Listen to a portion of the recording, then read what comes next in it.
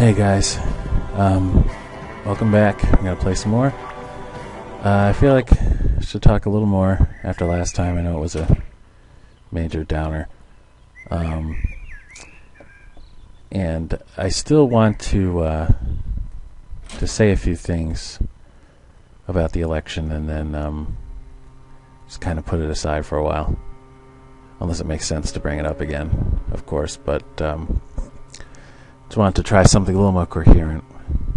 But of course at this point there's been like a million articles about, why did Trump win, blah blah blah, and every all sorts of theories and analysis and whatever. But I wanted to talk about something that I was about to talk about last time and I ran out of time. And something I haven't seen a whole lot of coverage about.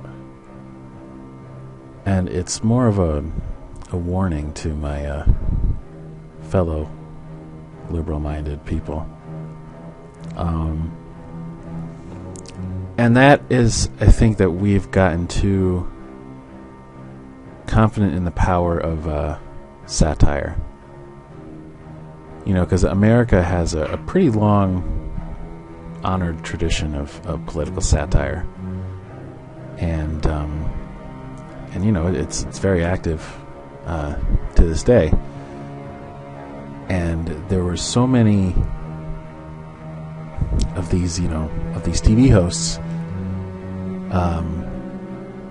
going after Trump and the various stupid things that he said. But I think we sort of fooled ourselves into thinking that all that made a big difference. Because it's clear that it doesn't. Have you ever seen like a headline, for a clip where it'll be like, Jon Stewart eviscerates, the Republicans, or John Oliver crushes Donald Trump. They have all these like super dramatic adjectives so that you click on the article. But it starts to look increasingly silly because, whatever whatever else you might say about Donald Trump, he looks pretty healthy for somebody who, has been skewered and eviscerated and destroyed so many times. And I think the people who are watching that stuff are the people who agree with it to begin with. It's not getting out to just most people, I don't think, or at least, the 60 some odd million people that voted for Donald Trump. And I don't know, I just think making somebody look like an idiot is not the same as winning an election or winning an argument. And I just think we have to reckon with that. We can't think that because, somebody leaves themselves so open to satire, and then that's going to discredit them, because it just doesn't. Like all this stuff, like people it just didn't register. Like it's, I don't know, it's like all the old rules about what was acceptable is sort of gone, I tell you, if it ever came out, if there was ever a tape that came out where Obama was talking about how he liked to grab women by the crotch, holy hell, that would have been the end of him. And it's not just because he's black, although that wouldn't help, obviously.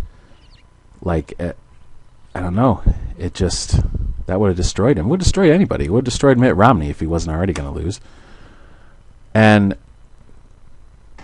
But yeah, I don't know. People just sort of like fucking shrugged that off. It's really, I don't know what to think of it. But, I want to wrap this up because I don't want to spend the whole time talking about this. But,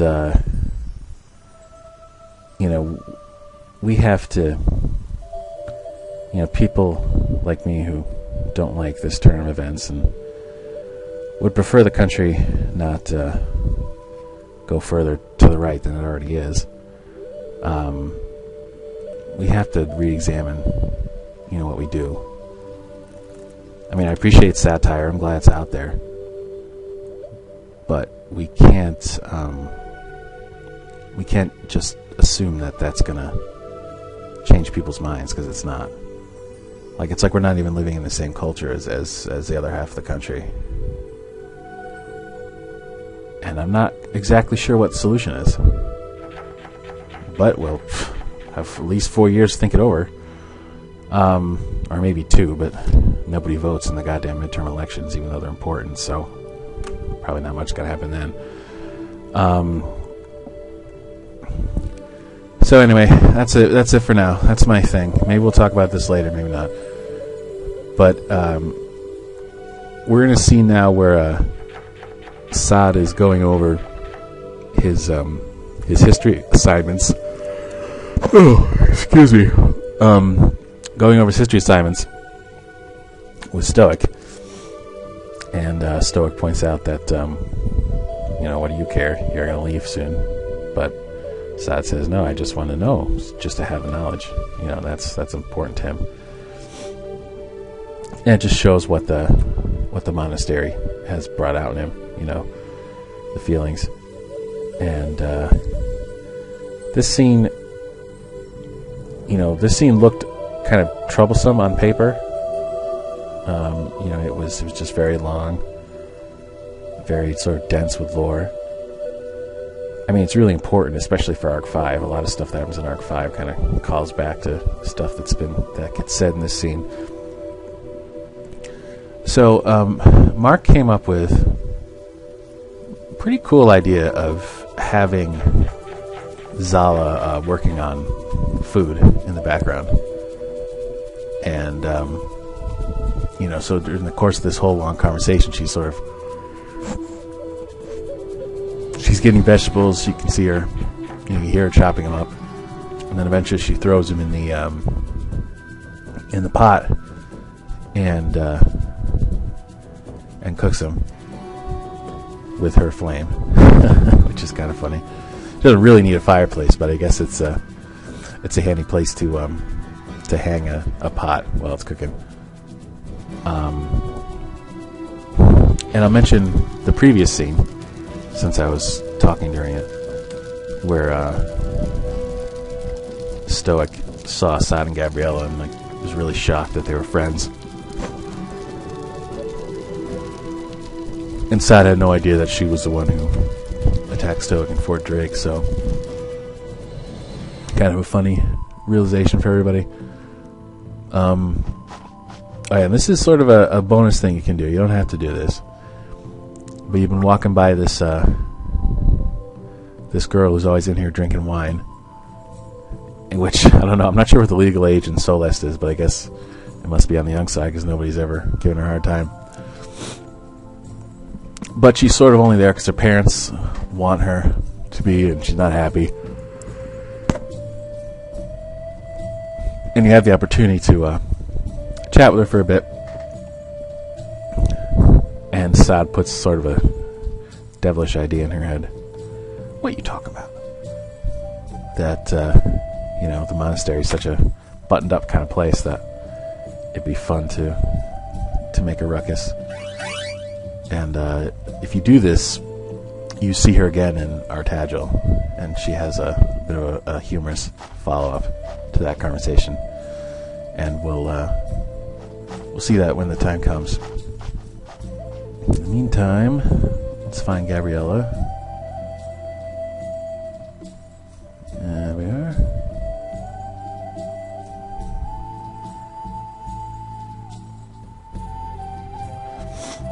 And you can see there's a sprite of her praying, which is very cute.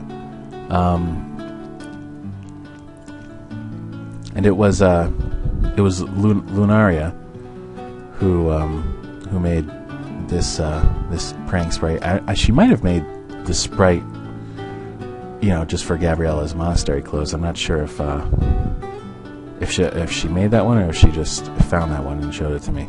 But she did make the praying one, and she got more involved with the spriting in this game as we went along. and it was very valuable contribution from her. And she's working for Dejika now. Doubt she has the time to watch any of this. Very busy. She's made herself extremely useful there too. She's just good at doing that. Only downside is we don't get to see RPG Maker games from her anymore because she had a fun sensibility. I liked playing the stuff that she made. And now Saad's finding out the extent of Gabriella's connection to Equipment King and the Hand and everything, and she knew very little.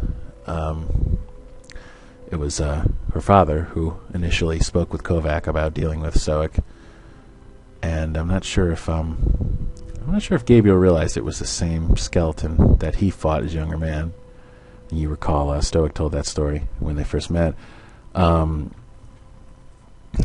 But if he did, I don't know if he would have sent Gabriella after her, but he might not have. And this is when... What are you saying? The skeleton is some kind of crime fighter? Hell yeah, he's a crime fighter. And so I think, this is a nice moment because you see that deep down Gabriella is good. She's got, a blind spot about the undead. But she is eventually... learns the error of her ways a little harshly, but I don't want to spoil too much. But yes, she has some lessons coming to her. And actually, that leads me into another thing that I want to say. I'm not going to get too deep into the election stuff again, but this kind of reminds me another thing that I think progressive people need to do. We got to stop going after each other so hard, I mean, people say that the politically correct stuff was the reason that Trump won, and I don't think it's that simple. I think it was the reason a lot of young people voted for him. But like all these old grandparents who voted for Trump, they don't know they're not exposed to any of that shit. And it's a hard subject because I think everybody's got a different threshold for how much is appropriate. At what point it goes from being justifiable and righteous to just nitpicking and obnoxious. But I have some friends on Facebook, and pretty much all they ever post is reasons why, like, you're not progressive enough, you're not good enough, you're trying to be good, but you're actually offending us. Oh, over and over and over again. And I don't think that helps. I mean, there are some real threats to what we believe in, and we're spending a lot of time just nitpicking and harassing. Well, not harassing, it's a bad word to use. Just nitpicking and criticizing each other, and it's not helping. The Republicans have their disagreements too, but they all lined up in the end and voted for their guy, even if they weren't a big fan of him. And we just, I don't know. We just get very hung up on little details sometimes. But so we're done with that scene. That's another long scene. There's a lot of non-interactive content here. I guess that's that's why I keep going off in tangents. But we are. Oh, I walked right by her. Jeez, Celine. So this is our goodbye to Celine, and we'll see these characters again in a few other scenes in the game, but not for a little while. And we've been here for a while. How long is this? We spent a couple hours at the monastery at least. It's a long sequence. Or maybe not. Maybe it hasn't been. Maybe I've gone through it faster than normal. I don't know. I'd have to look at the videos side by side. But we are about at the end. And finally get to go into the tower. And there's a really funny I don't know if I call it an Easter egg, because it's like impossible to see. But on the door to the tower there's a conditional branch that says it won't open, unless you have the tower key that Cade stole.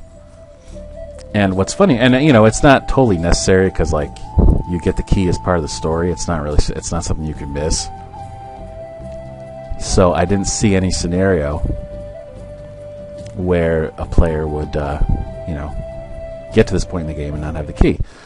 So when I was making the event, I had the conditional branch, and for the condition, the outcome if you don't have the key, I was like, well, I'll just put something really funny because no one's going to see it anyway. Then, so fast forward, a few months later when this arc was finally done, and I'm testing scenes, and I want to test this tower once I had this tower done, and so I started a new game outside the tower, thinking, okay, well, I'll go in, and I set the variables right so that Gabriella would be there, and there'd be that dialogue, and I was like, okay, so we'll talk to Gabriella on the door and we'll do the tower. But I forgot to put the key in my inventory, which you need. So I go up to the door, and all of a sudden I've got Cade saying to me, "You're not even supposed to be here without the key, you fucking idiot." And I had completely forgotten that I wrote that in there. It just came as a complete shock, and I'd laughed my ass off. It was like, people say rolling on the floor laughing. I really was at that at that one. It made me laugh so hard. So that's a funny story. I'm going to talk a little bit about this. These things. I'm going through it awfully quickly. We got a special script from this guy Anariu, who you probably know if you are involved with RPG Maker, because he's made so many cool little projects, and that you could use to type in the answers. And some people thought that this was a little much, to sort of force people to have learned the history in order to advance. But the thing is, and I don't know if people realize it, because most people have paid enough attention that they get through it okay. But you can't get trapped here because you have Gabriella. And if you talk to Gabriella and you tell her you don't know, she'll tell you. And she'll kind of make fun of you for not knowing, but she'll tell you so you can advance. But if you do that, you don't get the best spear. Like I got the Spatoon, which is the best outcome. If you if you have Gabriella help you, you get a bit of a weaker spear. And of course the manuscript that Cade's looking for is in like the most aesthetically pleasing spot. It's just like practically screams out like, pay attention to me. And this is the first we hear of Cole Marin, who becomes a important name for the story. And who's here? So Cade very cleverly realizes that he needs to turn himself in to allow Gabriella to leave with the manuscript. And it's Everin. And it's one of those things that like you could see coming, but it's still one of those satisfying dramatic moments, because everything, the monastery sequence is long, but I think it makes it more powerful when all these things finally come to a head like they are now. And Cade realizes that this mission of his, which he feels like is his duty, it might cost him his friendship with Everin. Oof. That exchange, it's not the idea, it's those get hurt in its name. That's interesting to think about right now too. Like I said last time, a lot of stuff in this is coming off a lot differently. And I think that's why so many of us are nervous about the election. You know, I mean, it's not just oh, the guy we don't like won, but you know, you get worried about if people get hurt because of it. And in many cases, I mean, they already have. There's been all sorts of reports of hate crimes since he won. And, you know, and some people might say that's, you know, it's overreacting. He's not even president yet, worrying too much. And I hope that's true. I really hope that's true. I don't mind being wrong, you know, in that case. But, you know, I can only go by what we heard. And so it's a little rough. But anyway, we got Cade saying goodbye to Gabriella. It was sad goodbye. And I think, you know, Cade's picturing kind of an alternate scenario if he could stay and finish the education. But of course, he would run into the problem of having to pay his tuition eventually, which he can't afford.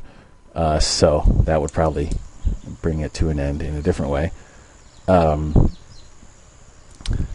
So wouldn't have worked out, but it's just interesting for him to think about, you know, how his life might have gone if you know, he made a few different choices.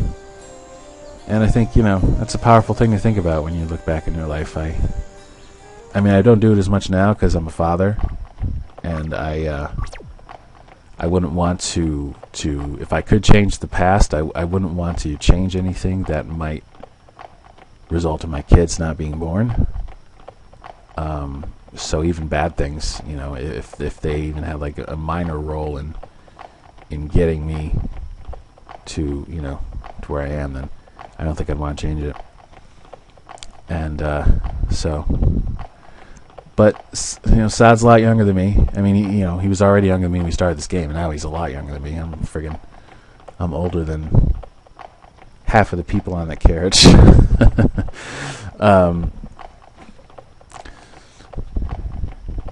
And now we're about to get into a pretty heavy action sequence, which is good timing for something like that, since there's been so much talking, so much plot. Who's here? We got trouble. Better make it double. Poor driver took a hit.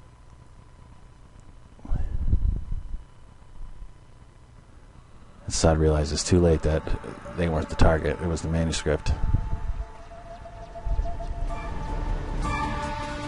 So Cade chases him the only way he knows how. Steal that horse. I made the one-horse carriage sprite. It was a very, very simple edit, but I was still proud of myself for doing it, because I'm hardly a pixel artist, especially with XP. I mean, with Clean Slate, there was that iJar program that I got reasonably good at, but you know, this was like Photoshop, which I'm still a complete like noob with that. And finally, we see Sparrow. You know, I guess we saw him briefly in the other scene, but this is a scene where he gets to be in the spotlight a bit. And it's nice to have an arch enemy, you know, especially in a game where there's a lot of enemies, because it's you know, when the arch enemy shows up, it's like, oh shit, you know, things getting real. And here's this the horse running game. This is all Art Bane. Oh man, I screwed that up pretty bad, but not enough to get through. Let's do this. And this was among the last things he did for the arc. It might have been the last thing, actually, because he was sort of unsure how he wanted to stage it. But came up with something, of course. And of course, like I said, with some of the Eagle Path puzzles, it could really... What the hell happened there? I could have sworn I was mashing it. But this can really stump people who, you know, don't have good reflexes with this sort of thing. I mean, it's hard to... I don't know, it's hard to put myself in the shoes, because I just don't find it hard at all, but... I guess it could be very difficult, and people have said, although usually the people who would have a hard time with this scene, you know, get stuck earlier, so it's maybe we didn't hear about this particular scene as much.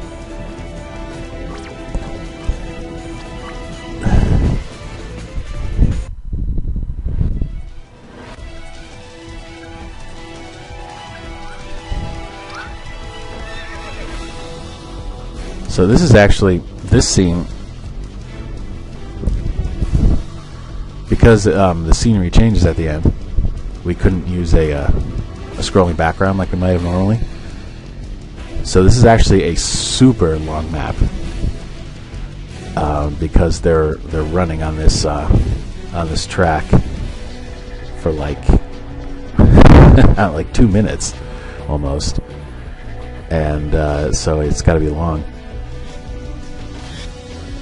And this was a scene that I played up a lot in the trailer. Although if you remember that trailer, only like the really old fans will have seen it. I don't even know if I have it still. I hope I do. And so maybe that was, I don't know.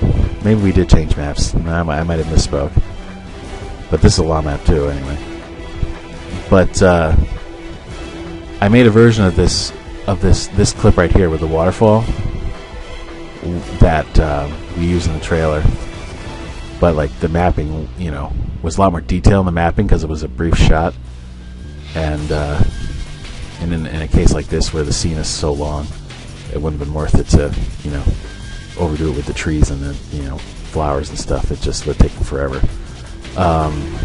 So the point I'm making is that in the trailer, this scene actually looks better in the trailer than the game, but, you know, I think, you know, I guess that's old marketing stuff. This is the second fight, and like a lot of the Sparrow fights, this used to be much harder. It was borderline unfair just because Sparrow was faster than you and could just knock your hit points down so fast. Although that Terra Firma didn't do much damage. Feels like it's doing a little more than that. But it's a good opportunity to try out the countering attack move because it allows Shroud to, you know, respond to physical attacks while also being able to cure himself and fix the poison and all that. So it's very practical here. Shit. And, you know, slowly but surely he's got hit points down. But I should be able to heal myself.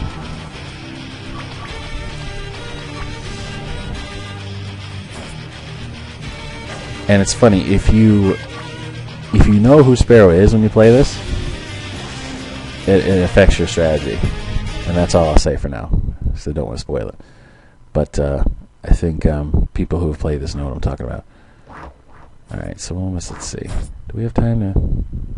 Okay, so I'll save the next fight for next time. We'll finish the Sparrow sequence up. Anyway,